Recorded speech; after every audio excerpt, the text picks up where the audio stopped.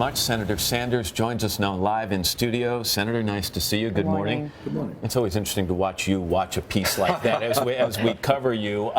For all of your recent successes, what is it, 8 out of 9? We've won 8 out of the 9 last caucuses and primaries. Contest, but still all the pundits are saying, you know what, tomorrow is make or break, that if you lose here in New York, that it basically becomes impossible for you to outright win the nomination. Is that what the pundits are saying? That is. Well, the pundits told me that when we began this campaign, there was no chance that we would go anywhere. Well, here we are, having won 8 out of the 9 last caucuses and primaries, defeating Hillary Clinton in some of the national polls that we've seen in the last couple of weeks, and in fact beating Donald Trump by 15 or 20 points on general matchups. Tell me if I'm reading anything wrong. All the polling I'm seeing going into tomorrow's primary here in New York has you at least 10 points down, up to 17 points down. You have information I don't have?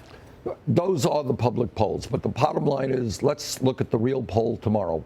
Generally speaking, polling has underestimated how we do in elections. We were 25 points down in Michigan. We ended up winning Michigan. But the main point is, I think, we have a message that is resonating all over this country. We have enthusiasm. We have energy. People understand it's too late for establishment, politics, and economics. They want real change in this country. They want leadership to stand up to the billionaire class. That's what we are providing. Let's talk about an item in the news. Late yesterday, you came out in support of legislation that would allow 9/11 families to sue the Saudi government. This is a bill that the Obama administration opposes because it is concerned that it would open up Americans and the American government to liability, other countries suing America. Is that not a concern? It is a concern, but there's another concern, and that is, I think it's important to have a full investigation and an understanding of the possible role of the Saudi government in 9/11. There was, as you know, some 28 pages that have not yet classified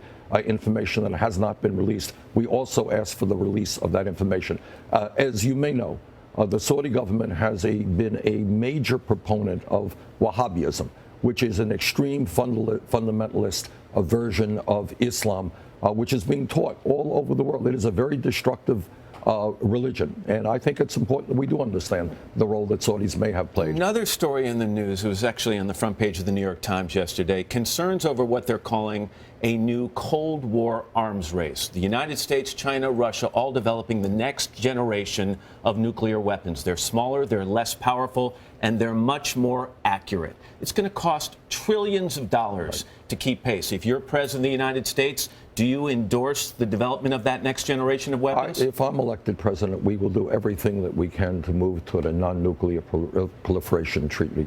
Look, when you have... Would you allow the Russians and the Chinese to outspend us in that area? I allow them to outspend us. I wouldn't phrase it that way. I think you got to sit down with these people. Russia has enormous economic problems.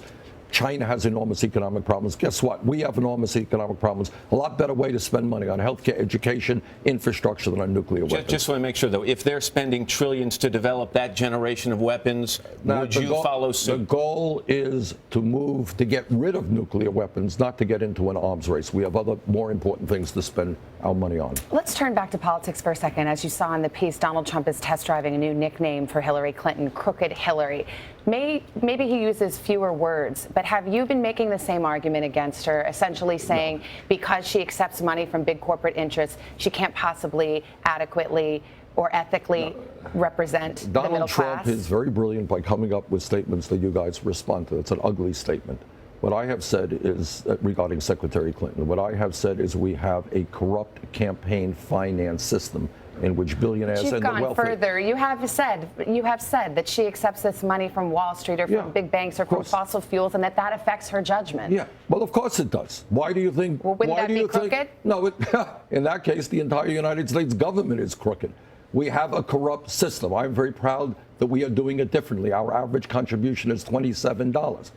And we have received over 7 million individual campaign contributions. That's what's different about our campaign. We don't get money from big money interest. So I'm going to fight as hard as I can as president to overturn this disastrous Citizens United Supreme Court decision. I believe in public funding of elections. I don't want to see big money by elections. You're not making Donald Trump's argument for him against Hillary. Senator Bernie Sanders. Senator, big week for you. I appreciate your time this morning. Thank you. Thank you very much.